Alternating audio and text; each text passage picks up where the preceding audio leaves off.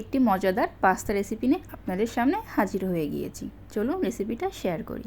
তো প্রথমে আমি চিকেনটা ম্যারিনেট করে রাখবো। এর জন্য আমার লাগছে লবণ, লেবুর রস, আদা ও রসুন বাটা। তো চিকেনটা ম্যারিনেট করা হয়ে গেলে আমি পাস্তাটা সেদ্ধ করে নেব। এই দেখুন আমি পাস্তাটা ভালোভাবে সেদ্ধ করে নিয়েছি।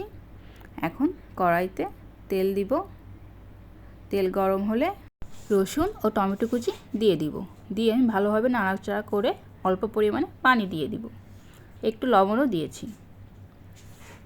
পানি দিয়ে ভালোভাবে জাল করে এটাকে আমি ব্লেন্ড করে নিব। এরপর কড়াইতে অল্প পরিমাণে বাটার দিয়ে আমি চিকেনটা রান্না করে নিব।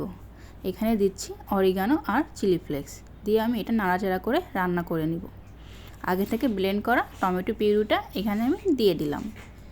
অল্প পরিমাণে পানি দিয়েছি। দিয়ে আমি এখানে ঘন দুধ অ্যাড করে দিলাম। দুধ অ্যাড করে আমি জাল করে সেদ্ধ করা পাস্তাটা দিয়ে দিব। পাস্তা দিয়ে আমি ভালোভাবে নাড়াচাড়া করে এক্সট্রা চিজ দিয়েছি। এই তো রেডি হয়ে গেল আমার মজাদার পাস্তা। আপনারা অবশ্যই ট্রাই করবেন।